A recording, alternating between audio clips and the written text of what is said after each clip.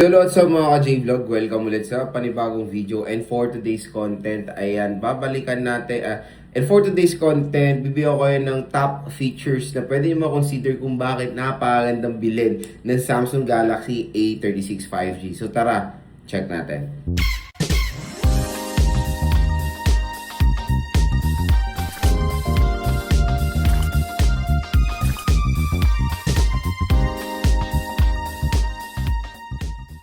So yan na nga mga ka-J-Vlog for today's video. Bibigyan ko kayo ng top features na pwede nyo makonsider dito sa Samsung Galaxy A36.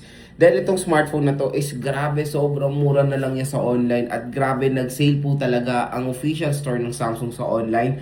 Lahat ng mga units sila ay naka-sale po mga idol. So mapa A56, A26, A06, lahat po naka-sale ang official store ni Samsung sa online. So nakakatuwa, from the SRP na 20,000 pesos, 20,000 plus I think, pwede nyo makuha ng 12 to 13,000 pesos lang ang Samsung Galaxy A36 5G. So ganun kabagsak ang presyo netong device na to. And check natin siya sa online, and I think naka-sale pa rin to mga J-Vlog.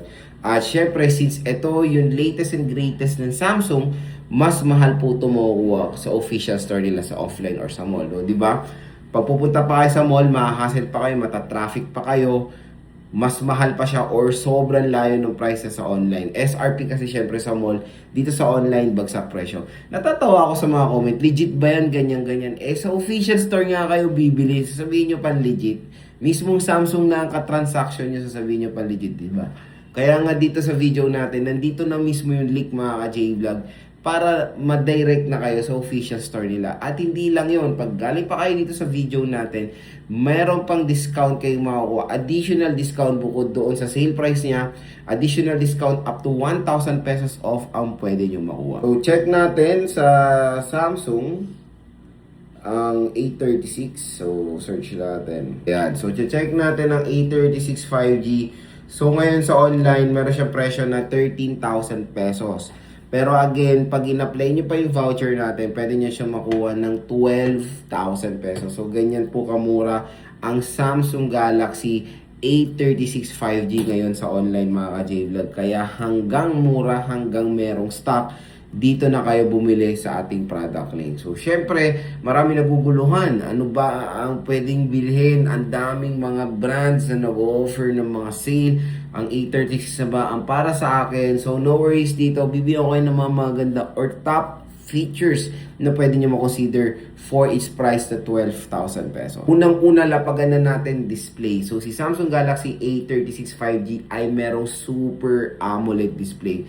So, syempre, pag Super AMOLED display, isa to sa merong pinakamagandang display out there dyan sa mga mid-range smartphones. Usually, di ba, mga mid-range smartphone, meron lang AMOLED display, OLED display. Ito, Super AMOLED display. At mas upgraded yung display netong Samsung Galaxy A36 5G compare sa mga competitors niya. So, yan yung isang ma-enjoy nyo sa smartphone na to, yung kanyang premium viewing experience. So, Full HD Plus 1080p, hindi na ako magreklamo dyan as long as naka-Super AMOLED display siya. So, mas binuboost pa ng Super AMOLED display, yung display quality, color accuracy, giging vibrant netong smartphone na to. At hindi lang yon, naka-punch hole and 120Hz screen refresh rate pa itong smartphone na to. Ganda rin yung kanyang protection sa glass, matibay din. Corning Gorilla Glass Victus Plus protection at mataas din naman kahit papaano ang nits of brightness ng A36 5G. Next naman is the operating system, of course. Yung operating system niya is Android 15 with One UI version 7 and nagro-roll out na ang Android 16 and One UI version 8. I don't know sa A36 kung meron na. So comment down below na update nyo na yung A36 nyo sa Android 16 kasi ako sa Fold 6 ko, sa S25 Ultra ko, na-update ko na sa Android 16 with One UI version 8. So nakakatuwa, di ba, na si Samsung ngayong taon na update na sa Android 16 kasi usually most ng mga brands next year pa mag-update sa Android 16, pero si Samsung naka-upgrade na agad. Parang nakikipagsabayan na siya doon sa Google. Kasi diba si Google, paglabas ng 16, naka-update na yung mga Google devices nila. At si Samsung, mga ilang months, updated na. So, ganyan ka-convenient ngayon mag-Samsung device kasi When it comes sa software update, kinakarir talaga nila. Nakikipagsabayan sila sa Google at of course sa iPhone. And when it comes sa longevity, ang promise time ni Samsung is 5 years. So siguro usually baka Android 20 ma-update pa tong smartphone na to. Ganun katagal yung mga gamit si Samsung Galaxy A36 at perfect na perfect to sa mga consumers na hindi naman ganun parati nag-upgrade ng smartphone, di ba? Napaka-convenient. So, when it comes sa sale price niya sa online, I think ang available dito na storage is the 256 gigabytes of internal storage. So yes, it is 8 gig 256. So again, for its price, the 8 gig 256 is okay pa naman. Pero I know iba yung magiging skeptical for the 256 and 8 gig kasi usually for this kind of price tag may nag-offer na ng 512 gigabytes at 12 gigabytes of RAM. Pero for me, I think that is the best minimum storage and RAM na pwede nang ma-offer ng brand, 8 gig 256. So, okay naman siya for me. When it comes sa kanyang processor, medyo iba sa A56 kasi sa A56 is Exynos. Sa A36 is the Qualcomm Snapdragon 6 Gen 3 chipset. Etong 6 Gen 3 na try ko na to, I think sa sa Redmi 15 5G. Hindi ako nagkakamali. Basta na-try ko na tong chipset na to. And so far, when it comes sa performance sa gaming, it can handle games.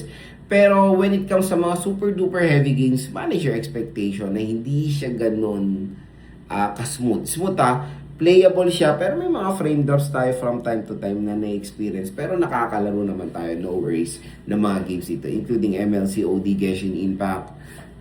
Sa Genshin, yes, it can handle high settings, pero I suggest go for the lowest settings para makalaro kayo ng mas matagal dito at hindi siya mabilis mag-overheat, kumbaga. Kasi syempre, when playing Genshin sa high settings, tapos sa full brightness ka pa, may tendency mas mabilis siyang uminit kasi sobrang gamit na gamit yung processor at yung display.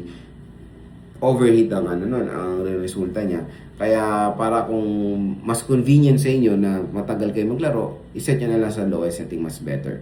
Camera din ang the best sa A36. It has a 50 megapixel main camera, 8 megapixel ultra wide and a 2 megapixel macro lens. So full review natin, nakapag-provide na ako ng mga photo samples nito. And so far so good, wala naman silang gano'ng pinagkaiba when it comes to camera performance ng A56.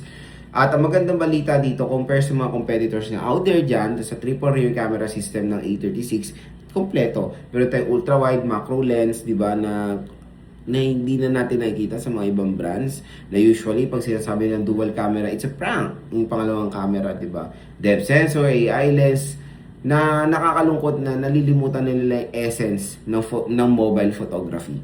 Kasi karamihan ng mga consumers ngayon, smartphones na ang ginagamit for taking photos, for taking memories, di ba? Mas better na kinakareer ng mga brands ang camera din. So sa Samsung Galaxy A36, maganda. Meron tayong ultra-wide camera system na very, very useful.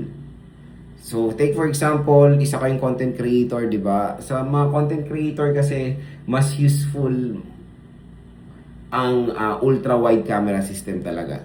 Ako, pag nagko-content ako sa Green Hills, inu-ultra wide ko kahit hindi ko natignan yung display ko, basta nakatutok lang sa subject, I know na malaki yung sa frame na natitake niya, di ba? Ganon sana. So dito sa A36, a huge advantage yung camera niya, and when it comes sa photo quality, again maganda rin naman, and of course the video quality. Battery, ito na naman ang isa, 5,000 mAh battery capacity. I think that is the most maximum na pwedeng ma-offer ng Samsung ngayon. Pero no worries, battery performance is okay sa A36.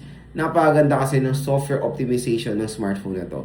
So again, tulad na sinabi ko sa mga previous video ko, na meron tong napakalupit na software optimization when it comes sa battery. Meron siyang tinatawag na device usage pattern. Kumbaga pinag-aaralan niya yung pattern ng paggamit niya sa device at gumagawa siya ng way para makatipid ng battery. Okay? So when it comes sa battery performance, no worries. Makunat din naman ang battery ng A36. And maganda balita, fast charging rin naman siya. 245 watt fast charging. So napakabilis mag-charge sa A36. Pero the sad part is wala po itong included. No worries, marami namang mga charger out there na pwedeng ma-offer like mga Anker, Ugreen, and Romo sa sobrang mura lang, at syempre mga official third-party brand yan na nasa 500 pesos lang ang mga 30 watts charger nila. So yun nga na nakakalungkot na part na walang charger out of the box. Lahat ng Samsung devices, minsan nag-offer naman sila ng free Pero bihira lang or pag may topak lang si Samsung, nagkakaroon sila ng promotional freebie na charger pero minsan wala.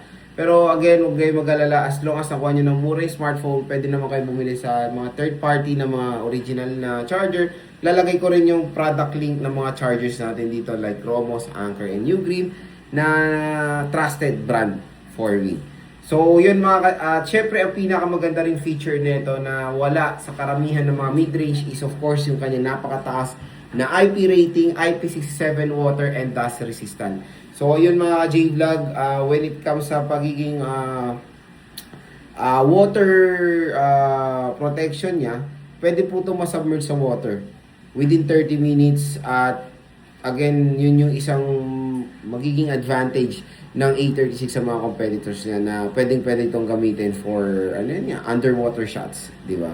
So, again mga ka-J-Vlog, yan yung ating top feature so far dito sa A36. Napakaganda rin naman ang design niya at nakakatawa lang na most ng mga design ng Samsung, parang si Samsung tinatamad na mag-design ng cellphone kasi most ng A-series ngayon magkakamukha, A56, A36, A26, A17, di ba? Pero maganda naman yung design nila, minimalist at elegant tignan, especially the color variation. Pero when it comes sa mga variant kasi ng mga series, magkakamukha lang sila. So kung interested kayo sa A36 5G, again, ito na yung time para bumili ngayong holiday season at sobrang mura, bagsak presyo. Huwag na kayo bumili sa mga offline store o sa online na lang kayo bumili, hindi pa kayo mahahassle, hindi traffic, order lang kayo, nakaigalang kayo at tukarnin at sobrang mura pa dito sa ating View products. Meron po special voucher na naghihintay sa inyo up to 1,000 pesos. So again mga ka-J-Vlog, hopefully nakatulong ito sa inyong buying decision dito sa Samsung Galaxy A36 5G.